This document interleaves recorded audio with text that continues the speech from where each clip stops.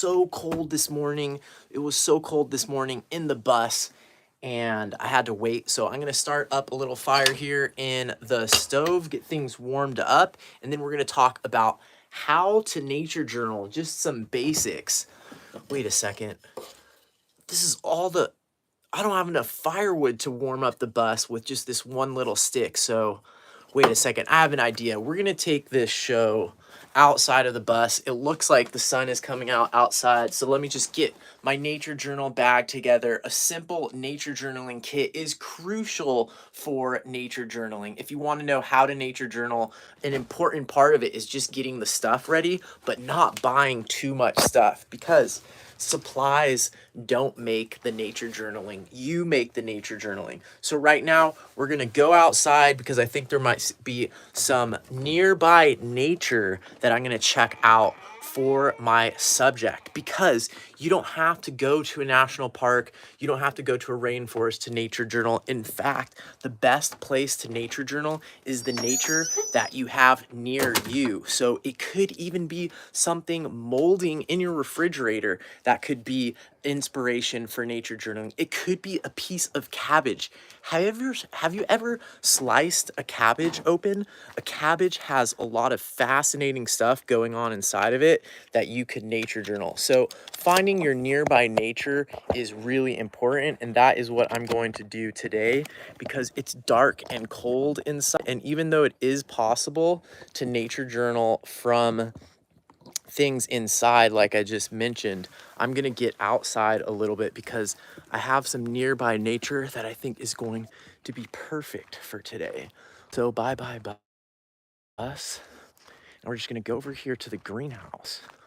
I got my nature journaling kit in an easy to carry bag with a shoulder strap, which was a game changer for me. I used to walk around with a backpack and put all of my nature journaling supplies in a backpack, but then guess what would happen? I would hike around looking for a better place to nature journal, and I would often never even pull things out of the backpack. So let's see what we got here. And you might not have a nursery like this near you with all kinds of amazing greenhouse plants, but there's probably something near you that you can find and nature journal that is equally amazing. So finding nearby nature and getting started is the first step for how to nature journal. The next step is to choose a subject. And I think this is where lots of people get lost. This is where your procrastination can set in, because you keep looking for something that is so amazing to nature journal. But if you look close enough and use the tools of nature journaling, anything can actually be fascinating and amazing. Let me get my tripod ready here.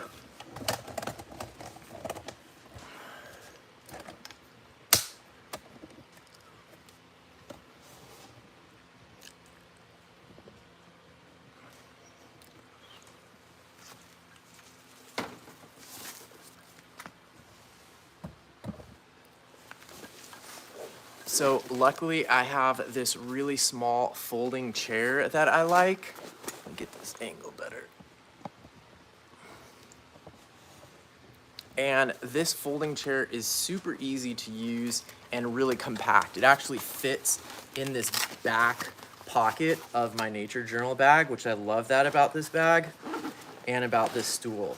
It's not the most comfortable stool, but you're not gonna find anything this small that is super comfortable. Nevertheless, it's comfortable enough for me to sit on it and fit into small spaces so I'm not in the way. So a lot of times when I go to botanical gardens or zoos or museums, things like that, I don't want to take a huge chair. And a lot of times you're not going to have the space to take a huge chair, and there might even be regulations against it.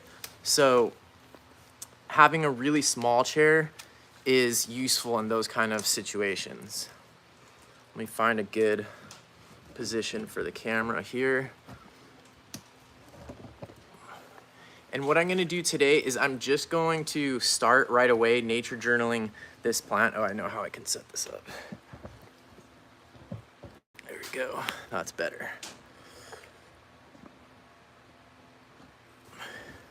If you're commenting in the live chat, I can't see that because I'm just doing this live from my phone, so I can't participate in the comments. Sorry about that.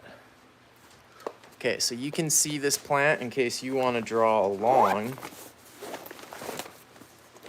And you will be able to see at least part of my sketchbook. I got a little bit burnt out at Wild Wonder this year, and it looks like I haven't actually added anything to my journal, at least this journal, since this class by Robin Carlson, which was one of my favorite classes at Wild Wonder this year. You can see my other videos where I review Wild Wonder and talk about each day at Wild Wonder. But I'm going to go ahead and skip a page and leave a blank page. There's pros and cons to leaving a blank page, but in this case, I'm going to do it. And I'm going to use these really, really useful. If you're new to nature journaling, these are one of the things that you need to get. They're extremely useful. They're called bulldog clips or binder clips. This is the size that I like best. It's a little bit bigger and it can actually go around almost my complete sketchbook. There are really small ones that you only be able to get a few pages, but I recommend getting one that you can grab almost your whole sketchbook. There's a couple different plants in here that I'm gonna look at, and then whatever else comes up, but especially if you're getting started in nature journaling, don't worry too much about choosing a subject because that's one of the places the procrastination can get in your way. The first thing I'm gonna do is metadata, which is the thing you should start with when you're nature journaling. I'm hesitant to use the SH word because it can get in the way sometimes, and it actually makes some people feel bad about themselves, I guess. And we can also be harsh on ourselves if we overuse the should word, and you just end up shitting all over yourself. Nevertheless, the ideal thing to start your nature journal page with, in many people's opinion, would be metadata. So metadata is location, time, location and time, location and place, and then maybe some relevant information about weather or something like that. I like to make mine in a little box like that.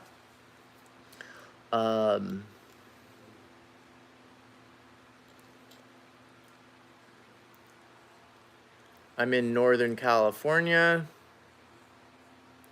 You can put coordinates from your phone sometimes if you want to be like really precise. I do have a thermometer, so I'll bring that out. I'm gonna write cold in the bus.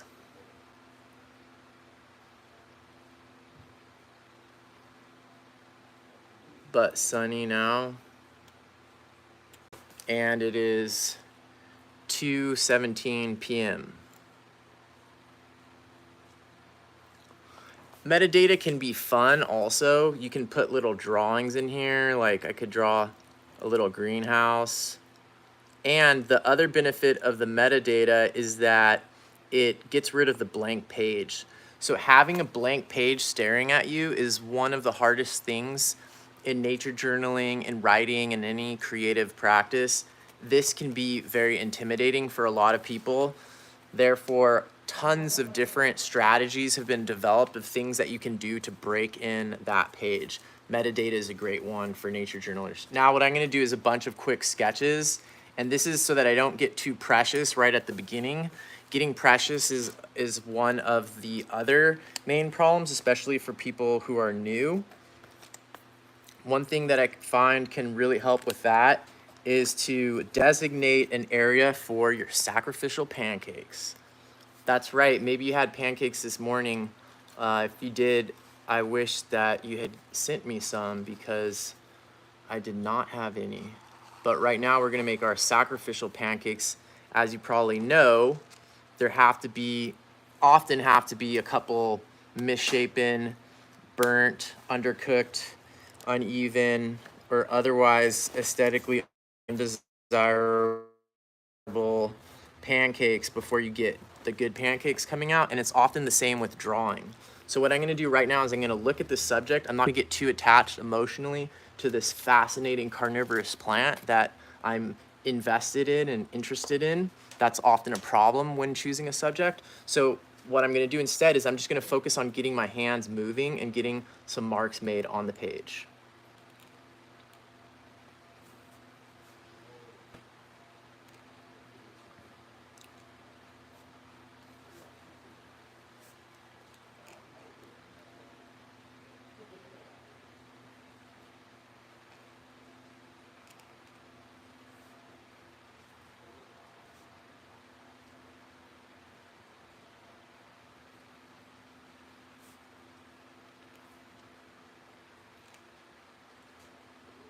One strategy you could also use this stage would be to do blind contour drawings. Blind contour drawings are a great warm-up. The ink just changed the way it was flowing. Now I'm gonna look at something slightly different so I can practice a couple other shapes. I'm actually gonna look at something over here.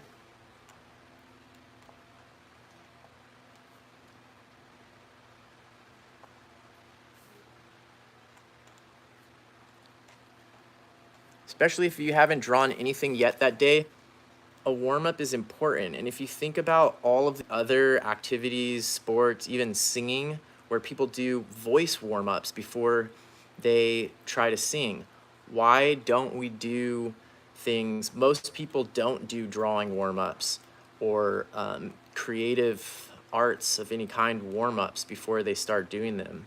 Like if you think about creative writing, how many people do a warm-up before they sit down and think they're gonna, start writing a novel or even a poem for a friend or something like that? So why not? We do warm-ups before we go running. We do warm-ups. People do warm-ups before they sing. So if you think about it, if you haven't drawn it all day or haven't drawn in a few days, a warm-up is a really important thing. So I'm just playing around now, blocking in some blacks with this ink in the negative space. But basically all I did was I just started with some basic sketches, and you can see I'm going for quantity here. I am drawing things multiple times and making them small. I'm not like drawing a huge drawing necessarily. This is just a way to get some marks made on the page.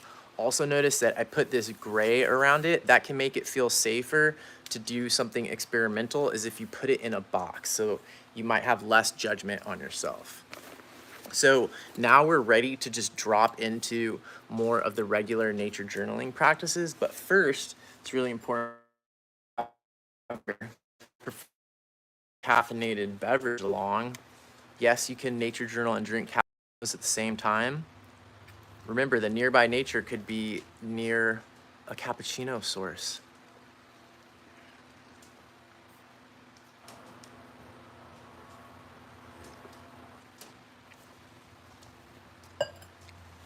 Let's get a close-up look at this plant for you real quick before I start diving in. And if you're watching along in nature journaling, you could take a screenshot to get a better close-up of this amazing plant. Just look at that.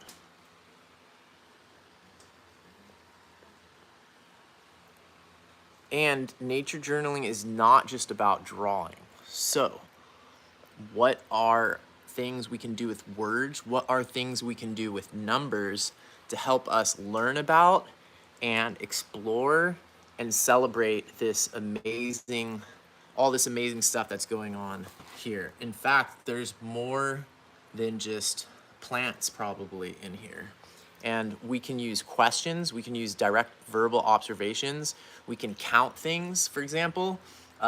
You could count or estimate how many of these tube-like structures there are on there and just write that down in your nature journal, and that would be one way to how to nature journal.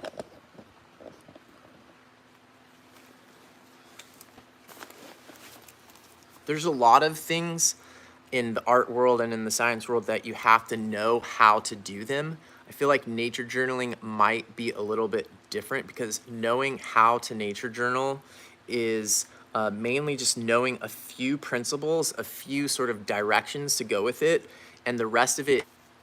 So to start, I'm going to just draw, I'm going to draw 3 stages of these things because it looks to me that these go through stages. So I'm going to create sort of idealized, I don't have a very closed one, but okay, so I won't start with a closed one. I'll start with like this one, and then I will move to like this one maybe.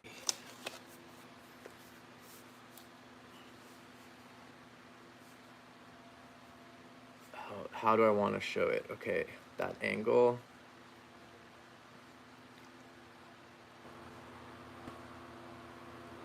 So this drawing, I'm gonna try not to just do a plant profile. I'm trying not to get precious. You can have fun trying to accurately depict a plant, and there's lots of botanical artists that do that. But I feel like where the botanical artists sometimes fall short is that they're not really showing us what's going on like in their brain as they're looking at that thing, and it just presents one side of that like dry leaf, and it could be a really beautiful dry leaf, and they depict in accurate detail the veination and the color change and all of that. But personally, I'm interested in seeing like more like different perspectives, different angles of the leaf, things like that, or questions about it, or like, what is it in relationship with? Because it's just floating on a botanical illustration page. Uh, what organisms are in relationship with it? Like, what kind of herbivore pressure might it experience?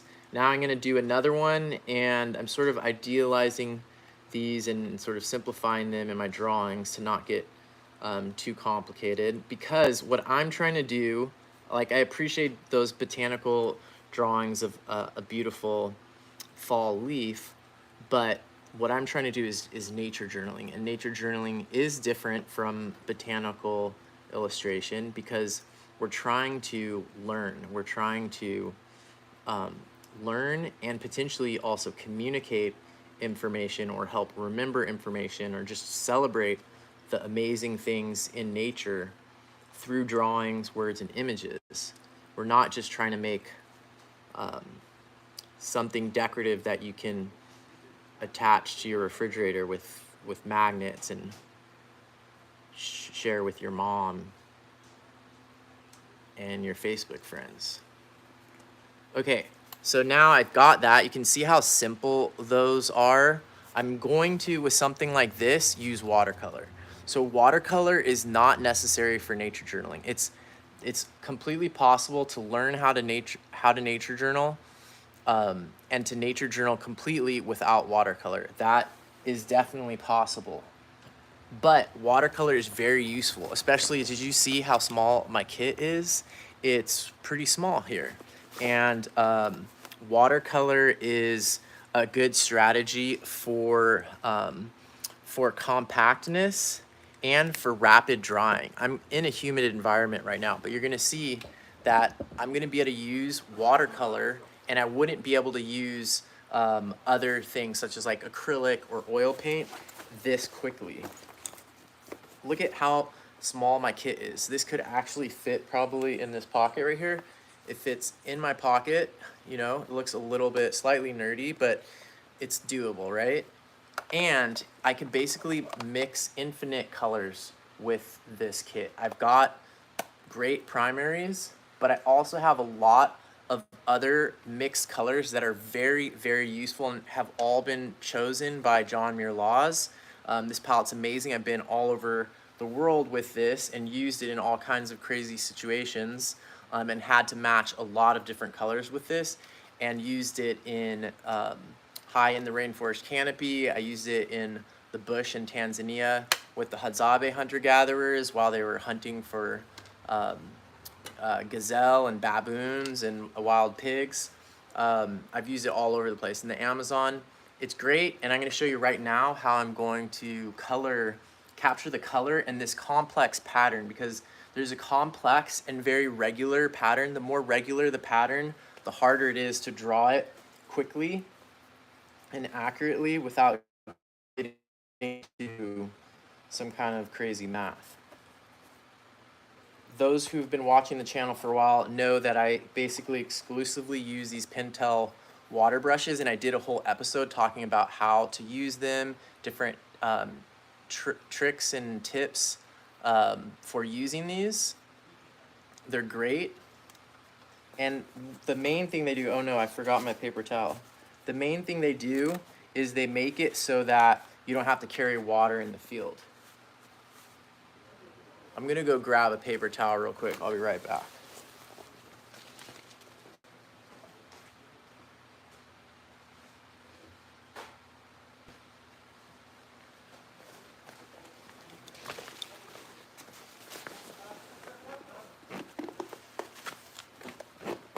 I use a paper towel, but some people use a cut sock and put it around their wrists. So this is the same setup that I would use if I was standing up, if I was sitting on the ground, if I were squatting, any of those positions. I would hold my sketchbook and watercolor like this. I can also hold my extra pen here in one of my fingers and my paper towel here in my fingers. Now, first I'm gonna mix a green that approximates the that background green on these leaves. I think they are leaves. But we'll get into that. We'll get into the critical thinking part in a second here. Okay. Can you see that?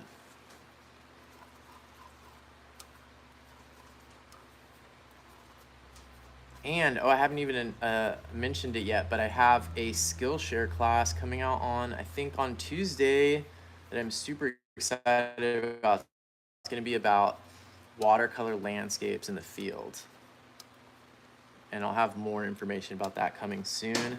This is probably more saturated than the green is that I'm seeing, but I'm gonna go ahead and use it.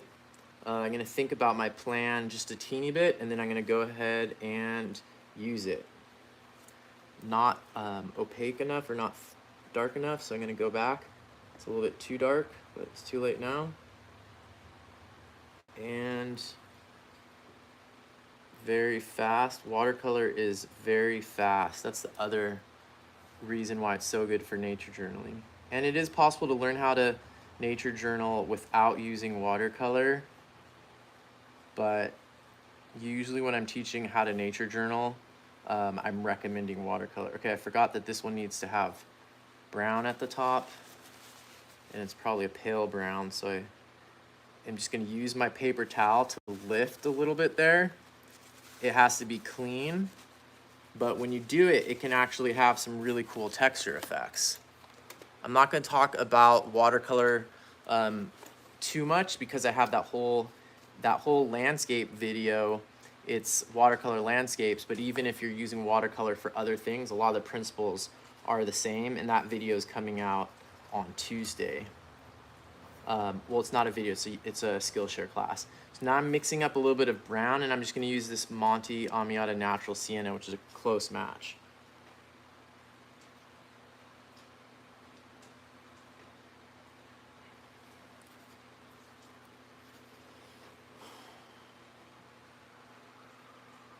Put a little buff titanium in that one. Now I should have done this while the green was still wet, but I'm gonna do a teeny bit of wet on wet. Maybe I should let the first layer dry. Okay, so one great thing about nature journaling is that so far this is basically just an illustration, what I was just poo-pooing on earlier. But once I start adding some questions and stuff like that, then it becomes more of a nature journaling page. Let's see if I can do this with one hand. Ooh, nice. Okay, so what I'm gonna do now is while that's drying a little bit, I've got my pen right here, I can write some observations and questions. This is where the critical thinking comes in. This is where the fun verbal experiments can come in. This is where the poetry can come in. This is where you can think about what words do and what pictures do and which one is better at which thing. So there are certain times where words are are a lot better. Like, for example, I could talk about my internal feelings in this moment in words more easily than in pictures. So I'm gonna write a teeny bit here and then tell you how I did that. But if you're nature journaling along, you can go ahead and write too. Hi, how's it going? Hey, doing all right. Hey, Nicholas was saying that we can take a quick peek of the greenhouse. Yeah, go ahead. I'm just live on YouTube, so if you don't mind being on YouTube, you can walk by, but otherwise you could just walk that is around. So, Yeah. I love that. That is so cool. Oh, sorry. Do your thing. Yeah, no worries, no worries. Yeah. This is a commercial nursery that I'm in right now, so people are walking around and checking out the plants.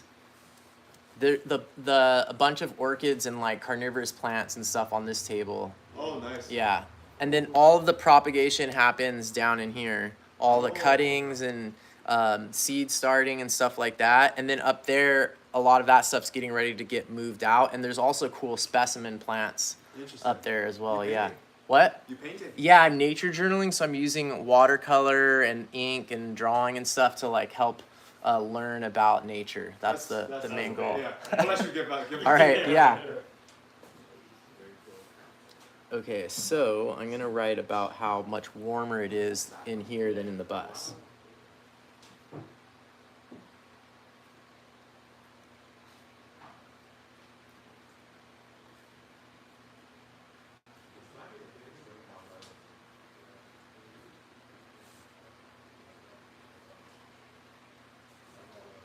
Oh, and then I've got my little thermometer right here so I can actually see. I decided to get, I don't think it's super accurate, but it doesn't run on batteries and it's really compact. So it just fits on this key holder thing and seems pretty useful.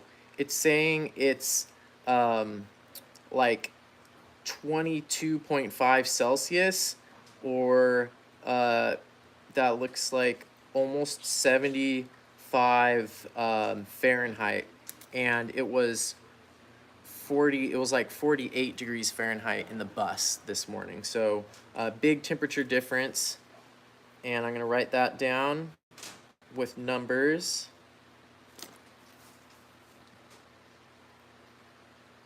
And this whole time that watercolor is drying out.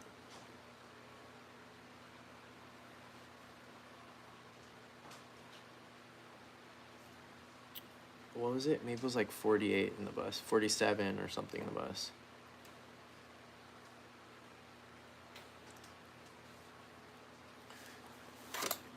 So one thing that symbols can do really well also, and this is my favorite math symbol, is the approximate sign. It's like an equals sign, but it's wavy. And so, for example, if you're estimating the temperature being 75 degrees, you can just put those two little wavy lines, and that's enough information to convey that it's like an estimate or it's approximate. And so that's why I love that symbol so much. And those are all things that we can do with symbols, words, and numbers better than we can do with drawing. Now, while I was doing that, this watercolor is basically dry, so I'm gonna go back and do my other colors on top.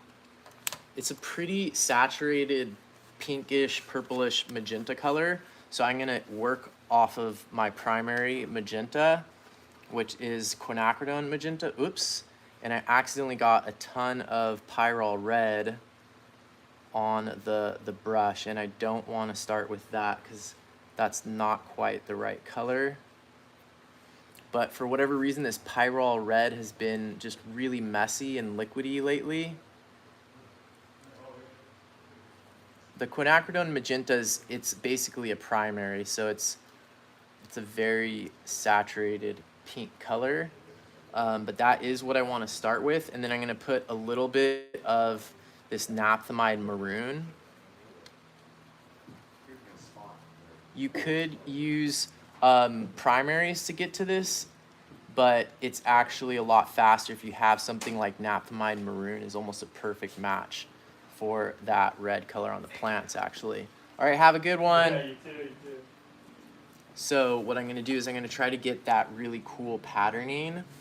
And I think I'm going to not do anything wet on wet, but I might come back in with a wet brush and adjust something later. So first I'm going to start over here And I'm gonna look at what that pattern actually looks like. It's sort of a fractal pattern, so I don't think I'm gonna be able to get it very precise,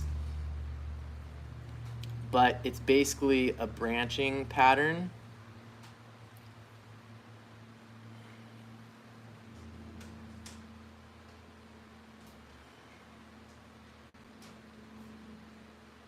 And one of the problems with surface patterns is that surface patterns are really fun and exciting, but they often will take away from the underlying sense of volume and three-dimensionality that you might have created in your drawing. So when you add the spots on a cheetah, you might have spent a long time drawing the cheetah so it looks three-dimensional. Maybe you put some shading under the belly or something like that so it looks three-dimensional. And then suddenly you start putting spots on it and it often flattens it out. In the same way, if I draw this pitcher plant and I get like a lot of feeling of three-dimensionality, then I draw this surface pattern on it and it could just completely flatten it out. So what I suggest is this can be a place where you separate things in sort of a diagram type of way. So what you could do is you could just put a box around this part of the picture and only draw that surface pattern within that box. And within that box, you would show the surface pattern, but you wouldn't show the surface pattern anywhere else. And that would be a way of separating those two things that have slightly different goals and accomplishing them in two different places. So while I still have this color on my brush, I'm gonna go ahead and do it on these two other stages. I could also use this for lettering at the same time, which I think I'm going to take advantage of it and do that. Unless I want to change the color. No, I think I'll use it just like this. So I'm gonna make a big number, number 1. I'm gonna go really big. 2, 3. And look at how easy it is to do some really fun, creative lettering with watercolor. I think I'm gonna do a whole Skillshare class about watercolor lettering because I think it's so fun, it's so fast. So flashy, but that's gonna have to be saved for a later date because right now I'm busy launching a watercolor landscape painting class next week. Okay, so let's get back into that color. Use it over here because these brown ones seem like they still have. That's really interesting. So this is what happens when you draw something, that you notice things that you didn't notice just looking at it before. So what I'm noticing now that I've been doing this, looking at this for a second, is that the green goes away. The green is like turning into the brown and it's leaving the red. So the red is staying longer than the green. That leads me to a whole bunch of questions, things that I'm curious about. If you're watching this in the live, I can't see the chat, unfortunately, but go ahead and type into the chat, what questions do you have about this observation? This observation that the red color stays longer than the green color on this plant.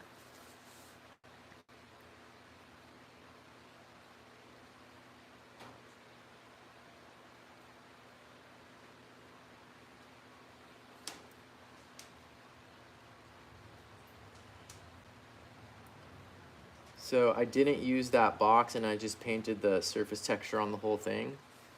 But you could also use a box like that for zooming in on a particular part. Oh, one other pro tip that I did wrong just now is if you're using watercolor, at least in this position, and you're right-handed, oh, also this palette is for right-handed people, unfortunately. I don't know if there's, I have tried using it left-handed, but it doesn't work very well, assuming you paint with your left hand.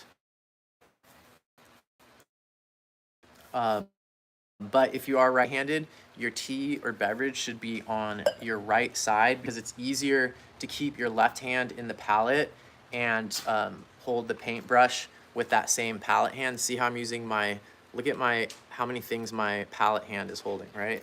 So that's like the Wolverine hand right there with the blood-soaked rag, the lightsaber, and the flamethrower, and whatever this is. And then your other hand can be the one that is free to grab things. Same applies to binoculars. And it's good to think about these things for nature journaling. So for example, can I get my binoculars out now and do everything I need to do with my binoculars while this hand is unavailable? This is why it's really important to practice everything with one hand. The only thing is going to be my hat. It's not going to work. Hi.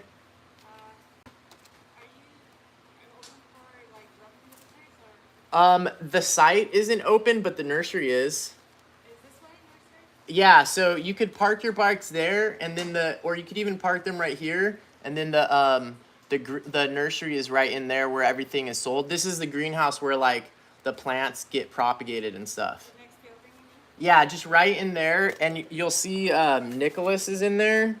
Yeah.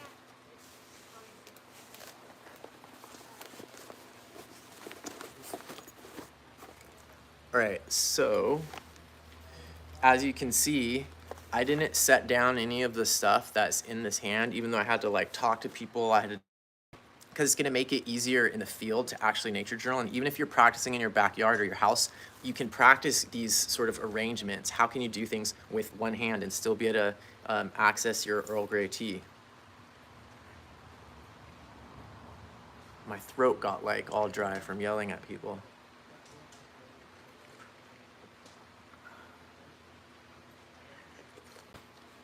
So haven't gotten very far, but this is how you nature journal.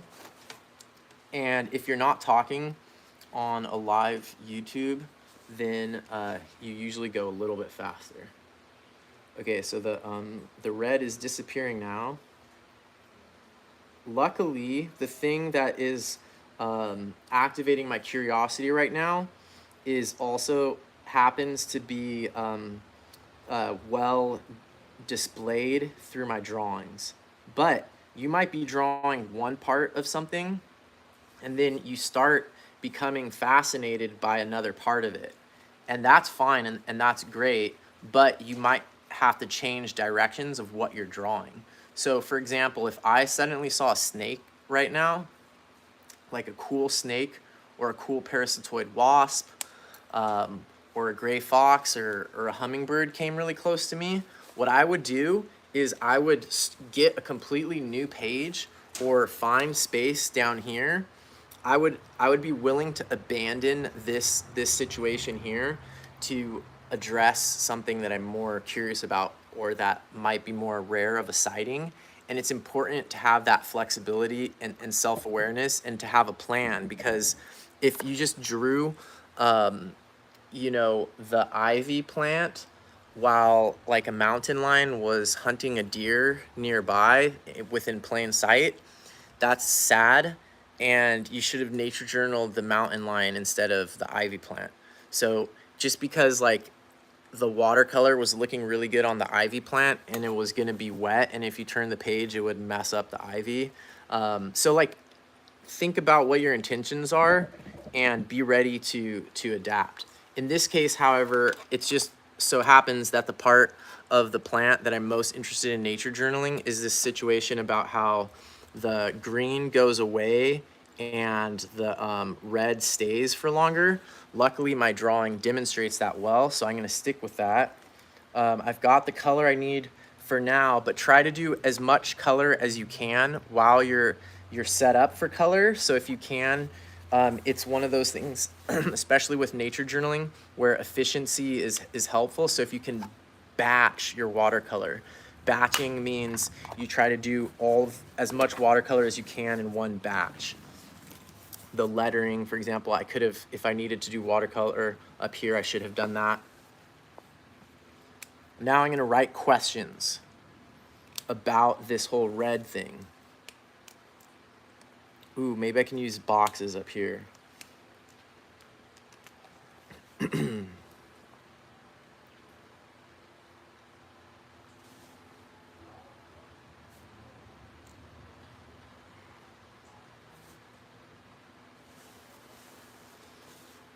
First, I'll start with the observation.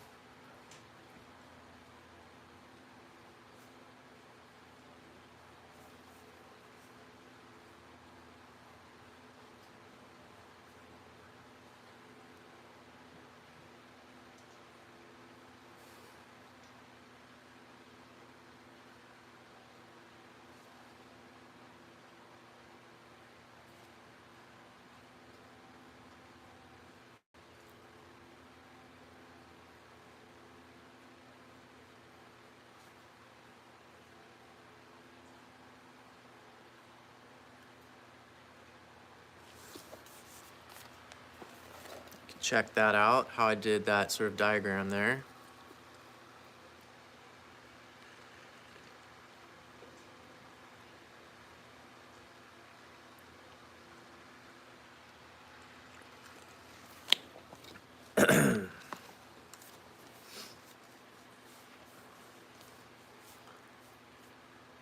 Switch to gray.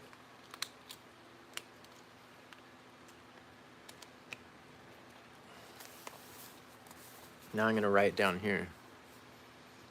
Oh, I know.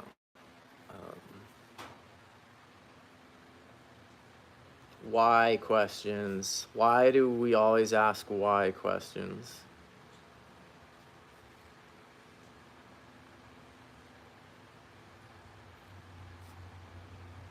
Why? So now that I have a little bit of visual hierarchy there, I'm just going to start listing a bunch of my thoughts and questions about this whole red and green thing.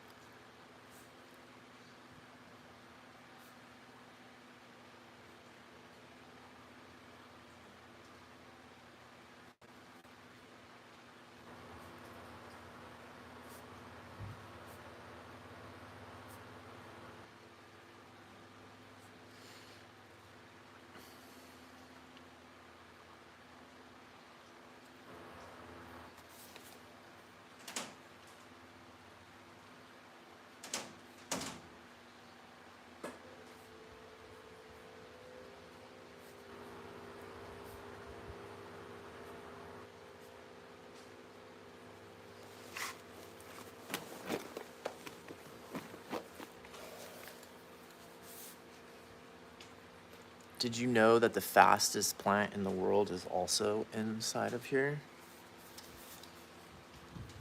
It's another carnivorous plant. It's the fastest moving brown color.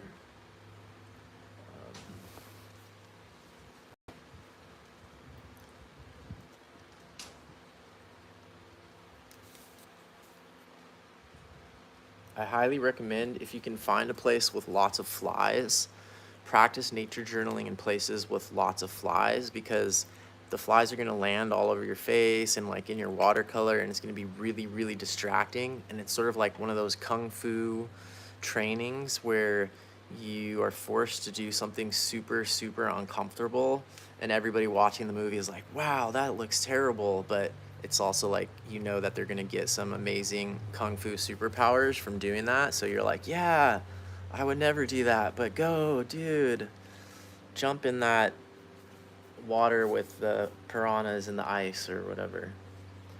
Where does the brown go? So nature journaling in places with lots of flies is a really good training strategy. Where does the brown go? Okay, so here are some of my questions. Why does green fade first? So you can see here I sort of diagrammed or mapped the way that I noticed this while I was actually drawing it. It goes from red and green to just red and brown, and then the red fades and just leaves the brown. I accidentally wrote brown, but it's red. Another thing I could do that'd be sort of meta is like draw myself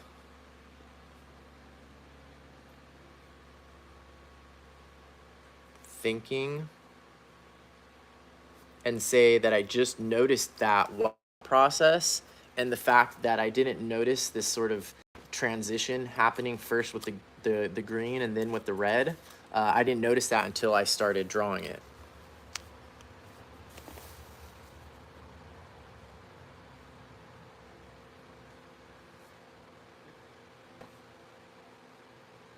That is one of the benefits of nature journaling.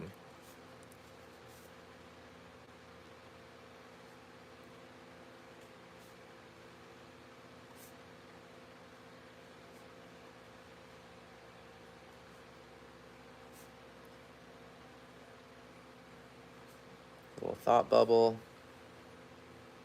Having the gray allows for me to maintain sort of a better composition. So I already, especially if I hold this further away, you can see there's this, there's a rhythm. There's 1, there's 2, there's 3.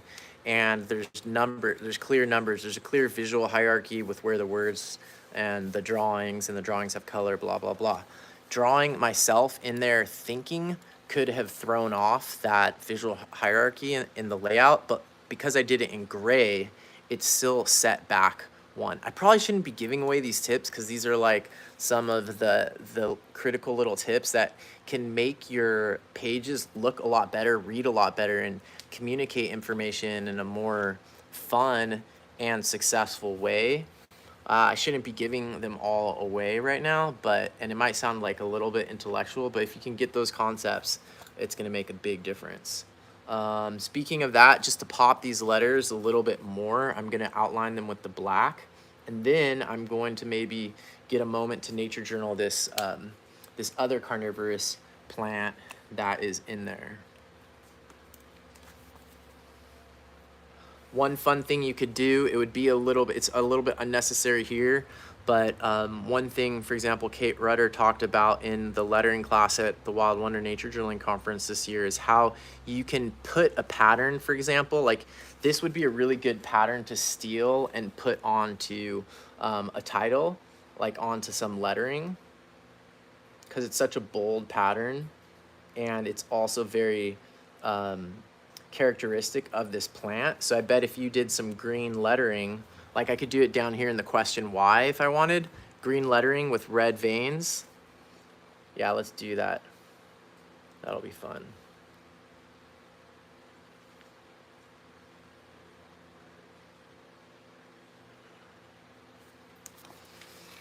Can you see that?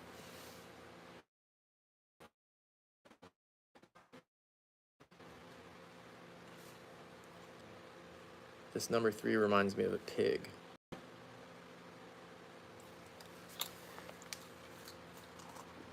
Now there's just a weird imbalance because down here has nothing. I could do all text, like all questions, and that would probably work. But I think what I'm gonna do is I'm gonna put another box and try to nature journal this other plant. While I'm getting that set up, let's give you a better shot here of the plants in case anyone is nature journaling at home and wants to take a screenshot of one of these more close-up views of these really cool, there's a mixture of different plants in here. Ooh, the other fun thing to do would be to dissect one of these and see what types of bugs might be inside and nature journal those. Let me know in the comments if you want to dissect one of these and see what bugs are inside.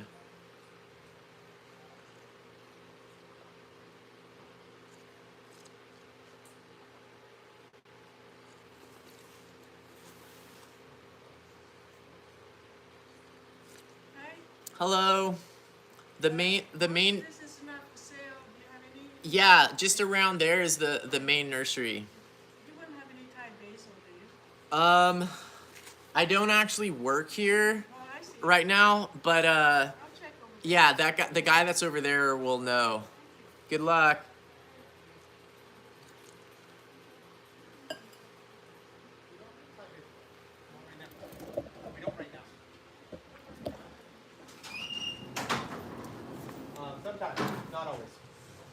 Can I dissect one of the old ones to see what bugs are inside? Okay. Always ask for permission before dissecting things that aren't yours. So I'm gonna get some scissors. Or wait, actually, never mind. Let me tell you about my other piece of gear. So the main reason why I do checked baggage when I go on the airplane is because I like to carry knives with me. And knives are really important tools. It's unfortunate how they can be used for the wrong things sometimes, but for the most part, they're just a tool. That the main place you use them is in your kitchen. I like having them with me for situations such as this. This multi-tool also has scissors on it, which I've used for all kinds of arts and craft projects. I've used this for picking up pressed plants and putting pressed plants in my nature journal. I've used this for opening paint before. Even your gouache sometimes, the lid can be hard to open, and this can be super helpful for that. So a variety of purposes, and there's these little scissors in here. So what I'm gonna do right now is I'm gonna dissect one of these carnivorous plants to see what kinds of carne are inside of there. So, let's see here. I don't think I've done it with this, I know this is in the Sarraceniaceae, but I'm blanking on which, maybe it is Sarracenia genus too, but it's not the like more common pitcher plant. And I used to nature journal carnivorous plants a lot. Go watch some of my old videos. I used to nature journal them a lot. Let's go for this teeny little one. There's also some sundews in here. And like I said, this teeny little plant right here, these look like individual leaves. They're like the smallest thing in here besides the moss. That is a bladderwort, and they have one of the fastest moving organs of any living creature. Look it up, it's amazing. So I can tell by even holding this up to the light that there's stuff inside of there. It's not a huge pitcher, but I'm gonna try it first, especially because it's so small. This is still sending nutrients back to the plant. So especially for a specimen plant like this, I don't really wanna like take that many away. Carnivorous plants are usually pretty delicate and slow growing a lot of the time. But I don't know if you can see that, but there is, it definitely seems like there's some stuff in there. So the first thing I'm gonna do is probably draw it pre-dissection. Just think, what would Leonardo da Vinci do as he's dissecting some corpse illegally over the course of a week in his unrefrigerated studio in Florence? What would he have done? He would probably draw it first before he cut it open. And let's see. Oh, the irrigation's turning on. I might get sprayed. I might have to run. The sprayer's just turned on. First, let me put away my... Okay, maybe not. There's a chance the spray... Oh.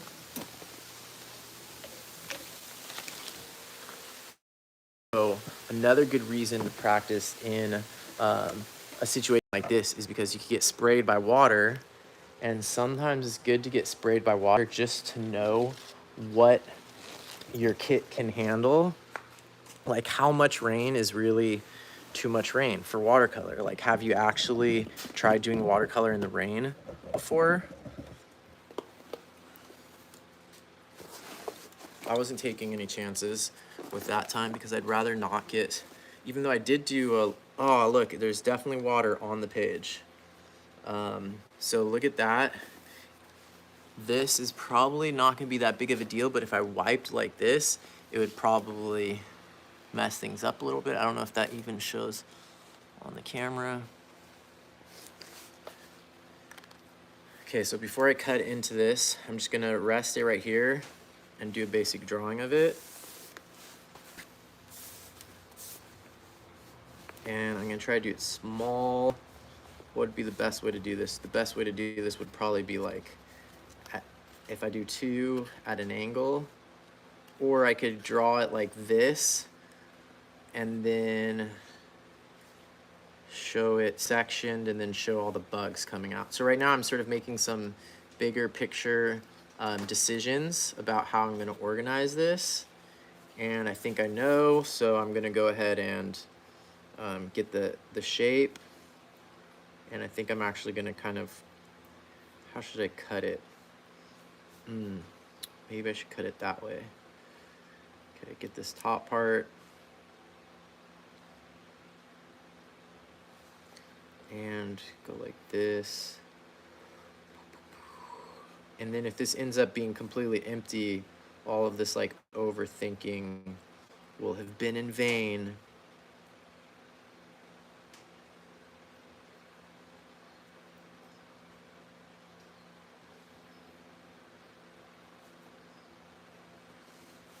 Okay, so that's sort of the outline that, forgot that I left those there.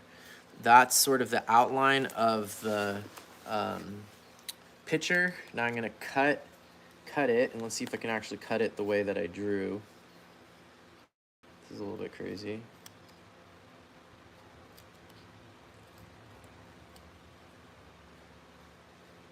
Definitely not the way I did it last time.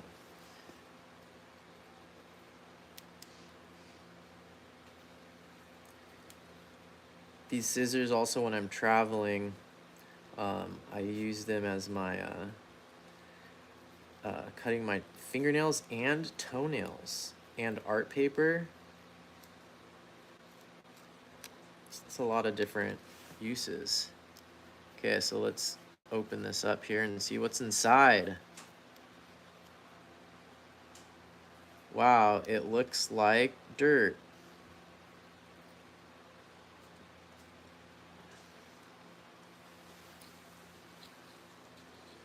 So it just looks like dirt. It's sort of anticlimactic.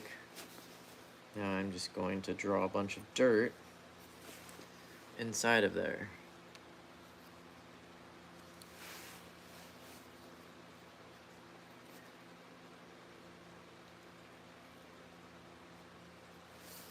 This is about actual size, so I drew it almost to scale. So I'm gonna write that somewhere. I think I got dirt on my drawing pin.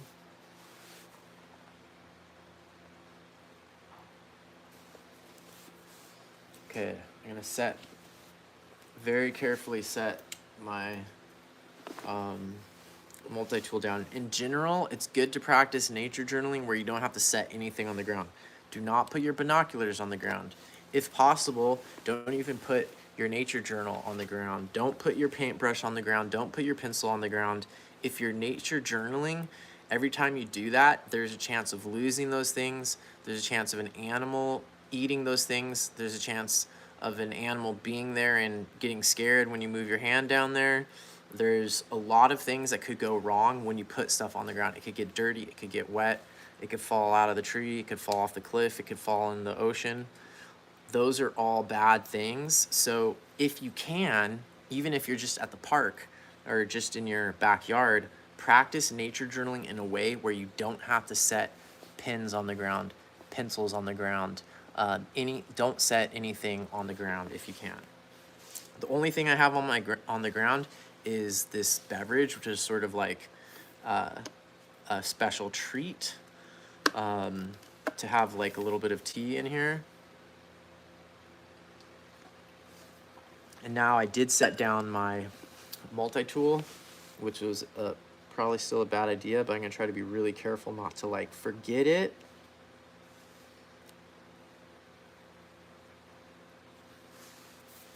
So now I'm gonna show that I was just disappointed. Maybe I can show a sad face. And then I'm gonna ask some questions about dirt inside of the carnivorous plant, because I think that actually is really symbolic and brings up a really important point, is that carnivorous plants mostly evolved their adaptations because they don't have dirt. They don't have access to good dirt with the nutrients they need. So they've evolved other ways of getting their nutrients.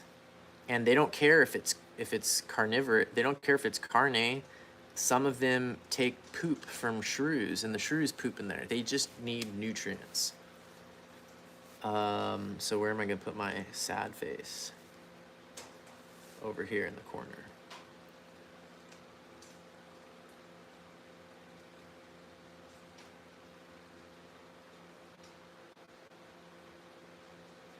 So I'm gonna try to do a shrugging, sad face, surprised.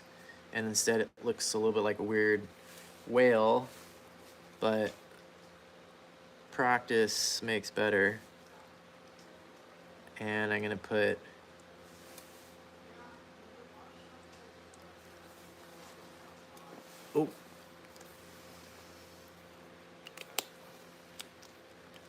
just dirt.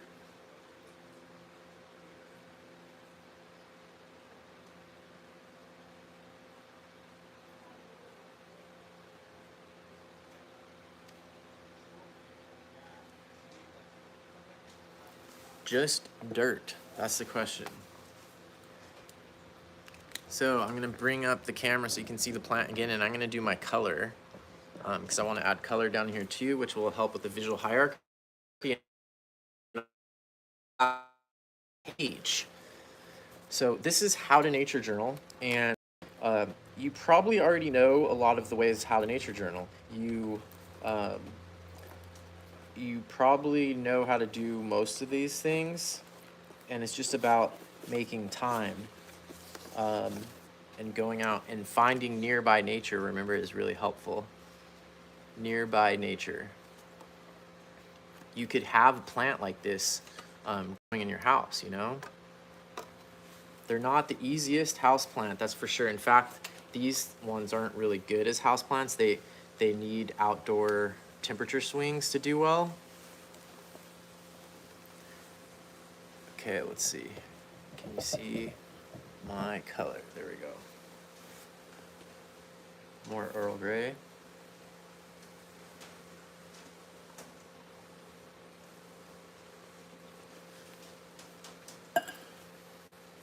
So start with the green.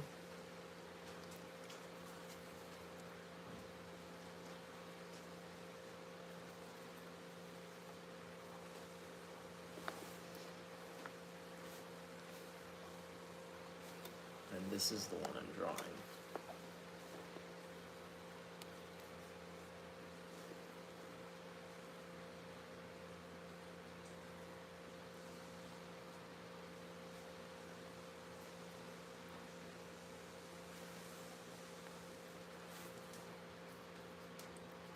This is a lot slower than it would be normally because I'm talking to the camera, but if I were nature journaling this by myself, or you were nature journaling this, we'd probably have like 2 pages at least, and we probably would have dissected another example already.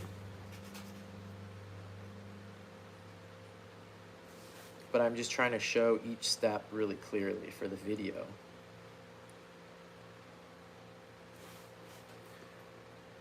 This one I'm working a little bit more wet on wet, partly just because I want it to go faster, but also because I missed my opportunity on the last one. So you can see there a little bit of the, a little bit of the brown has been put in while it's still wet.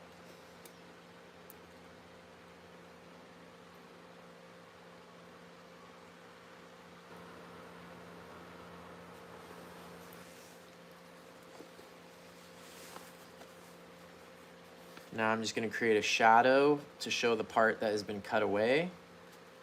To do that, I could use the same green color again and just do a second wash. Or I could use a completely separate shadow color.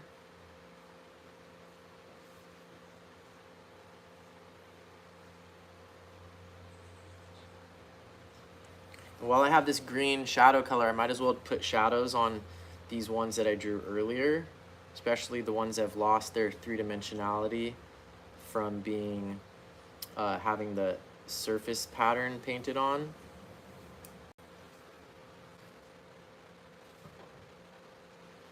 Didn't make that much difference. you can definitely spend hours with just one of these plants,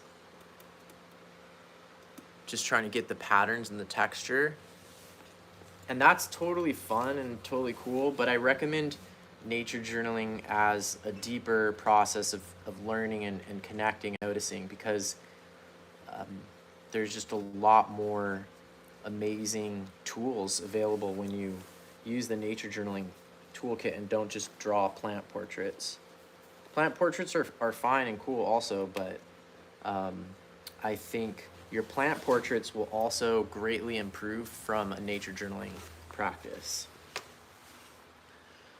So learning how to nature journal can actually help you learn how to improve your botanical illustrations, I would say.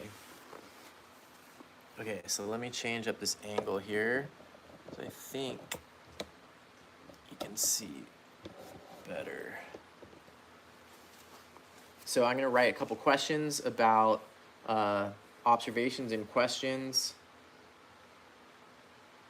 about it looked like just dirt inside.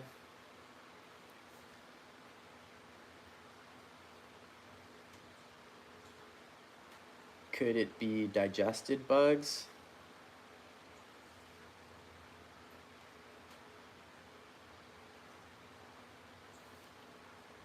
Did potting soil fall inside?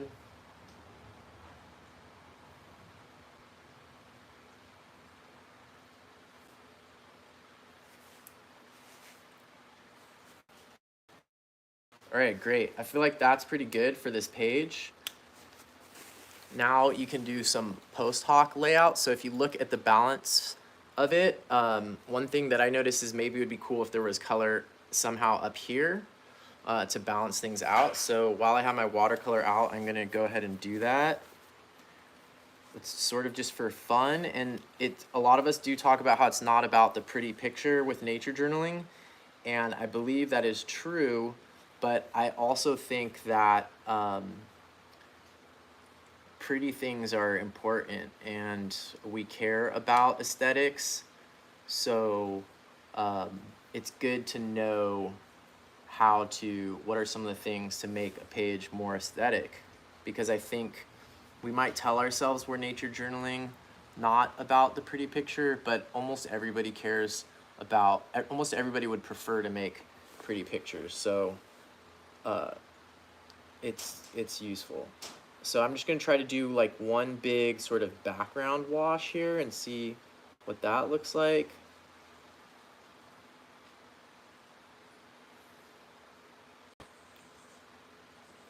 And remember, these were just my sort of warm-up drawings, my sacrificial pancakes. And the whole reason we did that was as a warm-up to get ourselves past the blank page. And we don't really care what the warm-ups look like, but there are ways, like by adding watercolor later, for example, that you can turn your blind contour drawings or your other warm-ups into something that actually looks aesthetically pleasing, so you can kind of feed two birds with one stone. So let's see if that did anything to balance. I could also color in the word Y, but I feel like that did add to the overall layout. And now I'm just gonna add color to the word Y, and I'm gonna use the color brown because that's the color I used down here, and because the browning is the thing that I'm actually interested in. But is it actually browning or is it ungreening? That's the thing that I'm noticing. I have a bias in the way that I was interpreting that color change at first.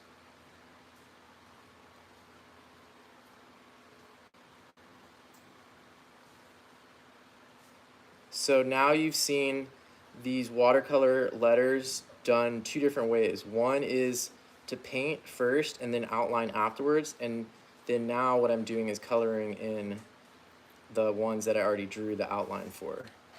It will create different results, for sure. And I feel like that is a pretty good page. I like it. I had interesting inquiry. I learned about a plant. I noticed something that I hadn't noticed until I started drawing it. I asked some good questions, and I think that aesthetically it works as well. So don't go into it expecting to make pretty pictures, but knowing tips on how to make a pretty picture is an important part of knowing how to nature journal. I think we shouldn't throw the baby out with the bathwater in this case, because making art is important, making things look pretty is important, but most important is the learning part. And I do think that even if your goal is just making, you know, fancy watercolor pencil drawings of orchid flower portraits that you sell on Etsy for $5,000 each, I think a nature journaling practice is actually going to help you do a better job of that. And the nature journaling practice has a lot of things built into it that are going to help you just practice your drawing. They're going to help you learn more about your subject matter. They're going to help you enjoy your time outside and actually like recharge you in a way that working in the studio and monetizing your art online don't recharge you. So this nature journaling practice can really benefit a lot of other artistic or creative practices. So learning how to nature journal is important, even if your main goal isn't nature journaling, even if your main career isn't nature journaling, even if your main hobby isn't nature journaling. So some of those tips on how to nature journal, just in my nearby nature, your nearby nature may vary, but all the things that we did today could be applied to a rotting bell pepper in the bottom drawer of your fridge right now. So hopefully these lessons will help, and stay tuned for my Skillshare class that's coming out next week. I'm super excited about it, and thanks to everybody for supporting me on Patreon. You're all amazing. There's an amazing community over there, people sharing lots of cool stuff as well. Check it out at patreon.com/Marley Pfeiffer. And I have a cool interview with Brooke Morales coming up next Wednesday. A couple cool interviews coming up. So lots of good stuff on the Nature Journal Show. All right, everybody. Bye. Say bye to the carnivorous plants.